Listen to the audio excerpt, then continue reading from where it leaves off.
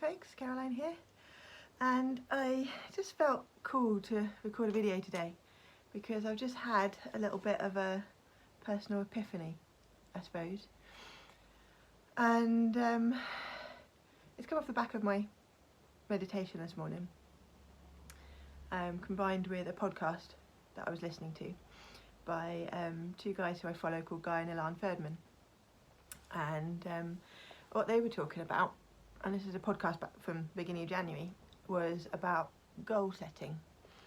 And excuse me, it's something that has been bothering me because I set goals at the beginning of the year because I was kind of encouraged to.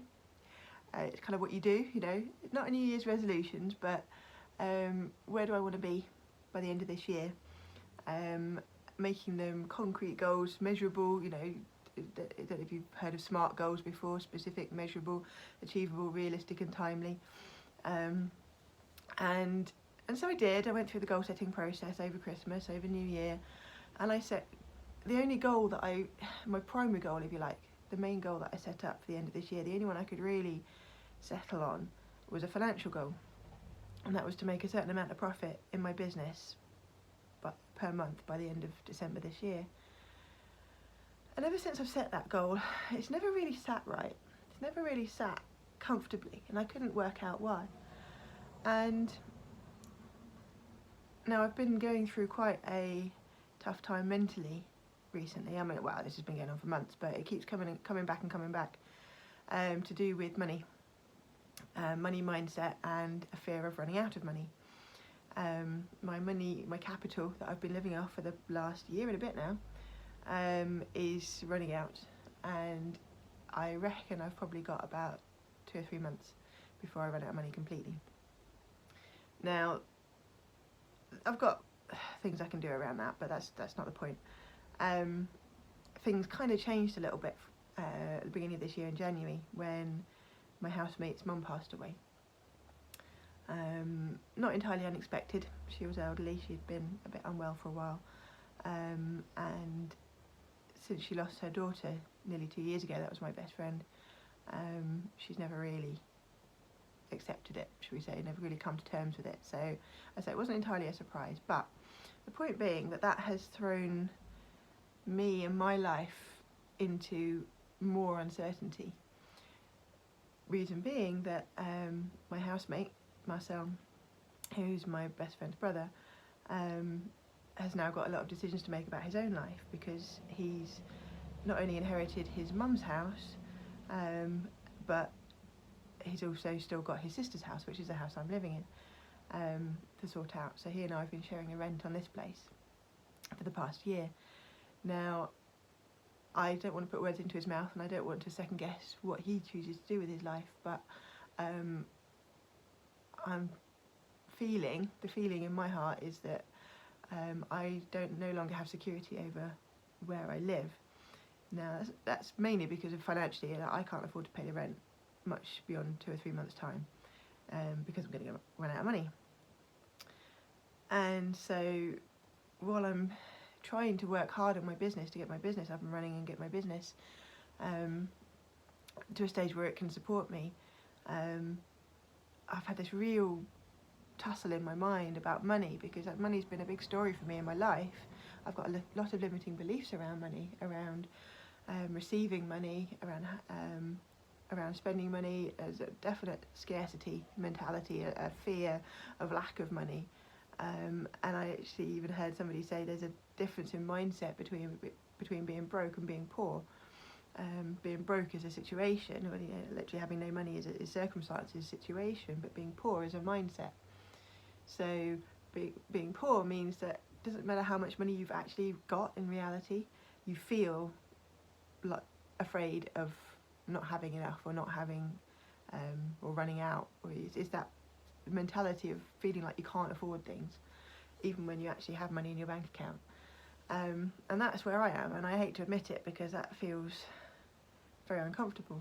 Anyway, back to the goal setting. So this podcast this morning was talking about the difference between goals and intentions.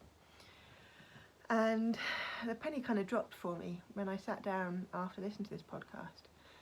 and actually thought it through for myself as to where.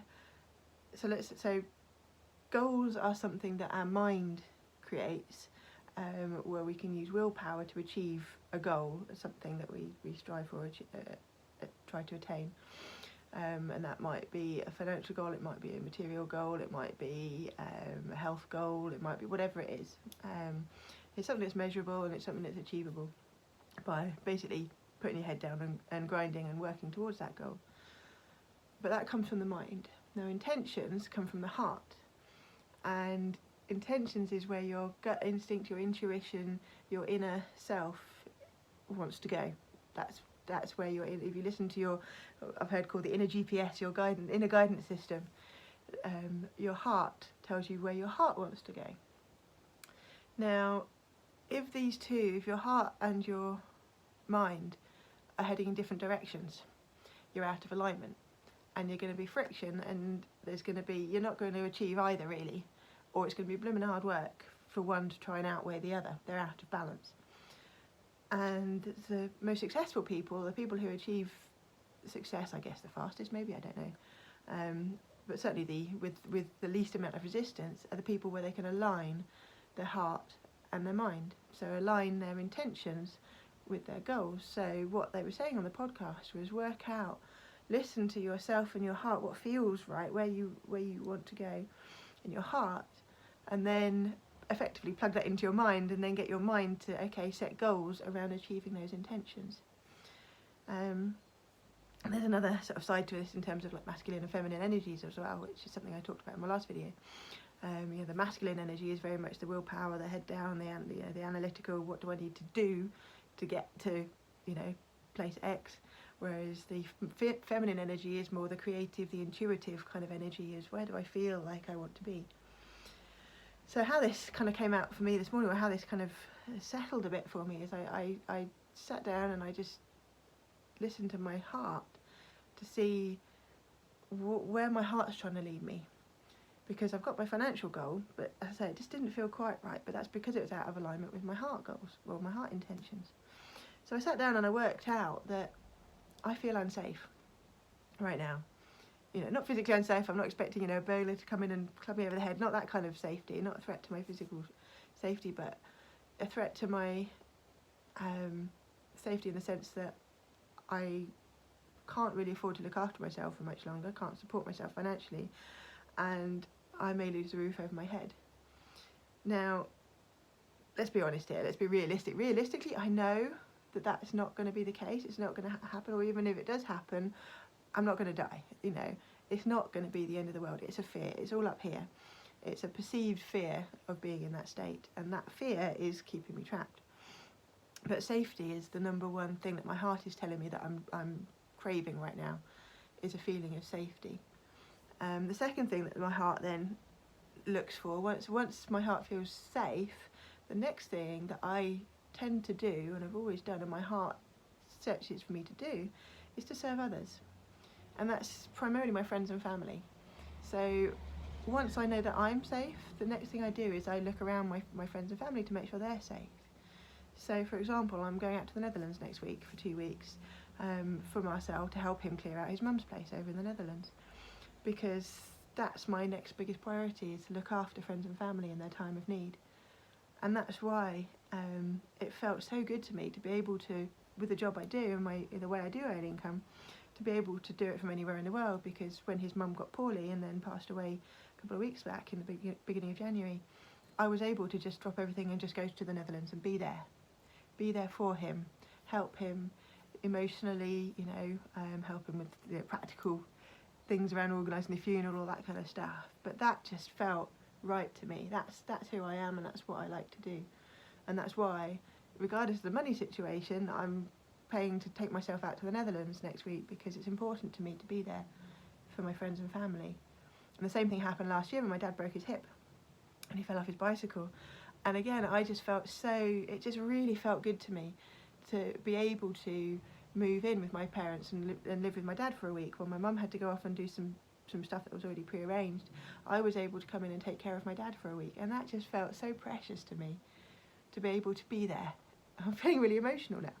but to be able to be there for my friends and family is really important to me. But if I can't look after myself, then how can I look after other people? So my first goal is safety, my second goal is serving others, my friends and family. Sorry, not goal, intention. And then once after that, so once I'm physically and physiologically secure, my family and friends are physiologically secure, what's the next thing I look to do? The next thing I look to do is to create connection with people.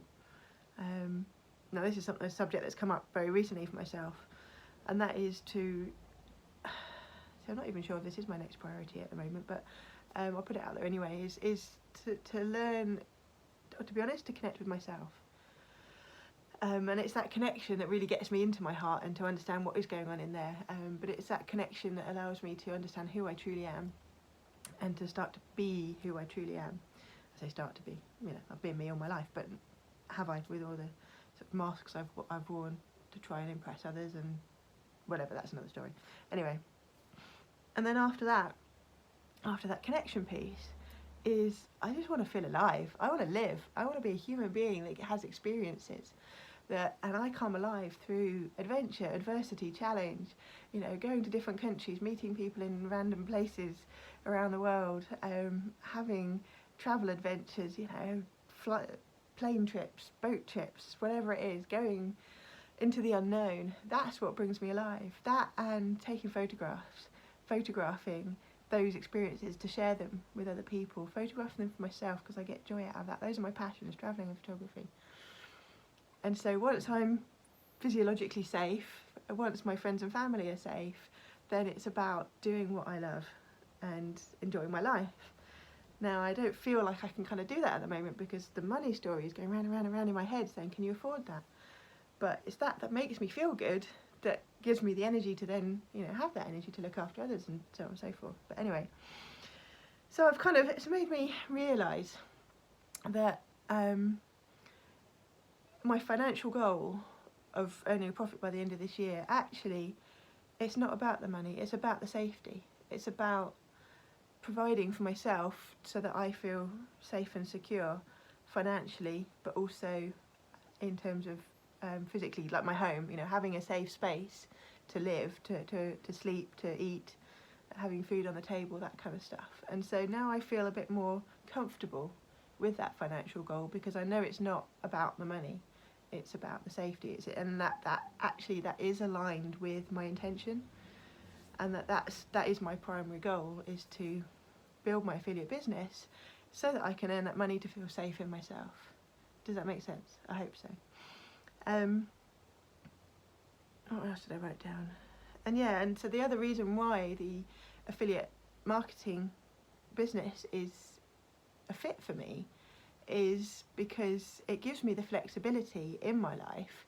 You know, it gives me the financial security, or it will do. I know it will, it's just a matter of time.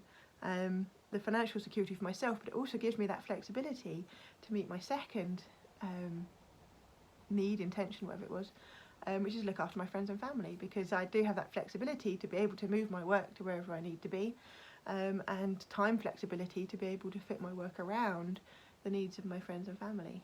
And so I know that I'm heading in the right place, and that's all of a sudden I've had this knot over the past couple of days around here, this like real pressure of like something's wrong, something's out of alignment, something doesn't quite feel right. And I can breathe clearer now, because I feel like now I am heading in the right direction, and it's the right direction for my heart and my mind. And so I know that I need to prioritise that now, but also balance it out with looking after my friends and family as well. So yeah, a bit of a long waffly one there, sorry folks, but I just kind of needed to get that out, and I hope that kind of makes sense. Maybe that's something that you can think about in your life, is look at what you're doing, why you're doing it, but not just the surface why, not what your mind tells you, but what does your heart tell you as to what's the underlying reason to why you're doing it, and try and make sure that those two goals, or the heart and the mind, the goal and the intention, are aligned, because if they are, you'll find it a lot easier and you will take action from the right place and the right space, and you'll take the right kind of actions if they're aligned, and it will be a hell of a lot easier. than if one half of you is trying to go that way and the other half of you is trying to go that way. So there we go, folks. Hope that's helped you. Another little nugget for you to think about. But yeah, that's it from me today, folks. Over and out, and I look forward to seeing you in the next video. All right, take care. Lots of love. Bye bye.